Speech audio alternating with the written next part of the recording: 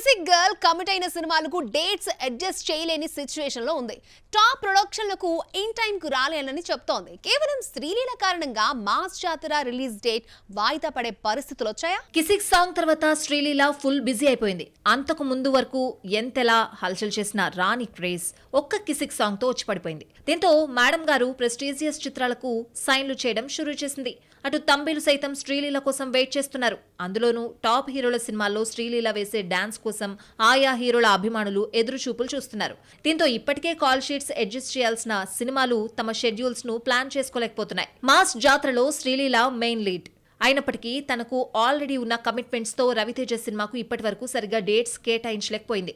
ఇచ్చిన 12 రోజుల call sheets తో మేడం గారి పోర్షన్ షూట్ పూర్తి కాలేదు. ఇలాంటి టైంలో తన చేతిలోకి ఇంకో 4-5 సినిమాలు తీసుకుంది. శ్రీలీల చేస్తున్న తప్పేంటంటే కాల్ షీట్లు అందుబాటులో ఉన్నాయో లేదో చూడకుండా అడ్వాన్స్లు అందేసుకుంటోంది.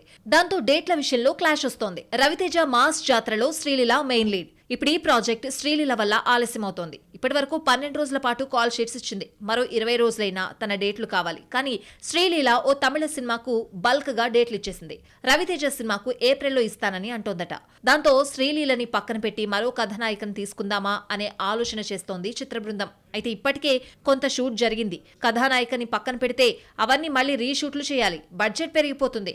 అఖిల్ సినిమాలోనూ కథానాయికగా శ్రీలీలని ఎంచుకున్నారు. కానీ అక్కడ కాల్ షీట్ల ఇబ్బంది ఎదురయ్యే అవకాశాలున్నాయి. దాంతో వాళ్లు కూడా మరో ఆప్షన్ వెతుక్కుంటున్నట్లు తెలుస్తోంది.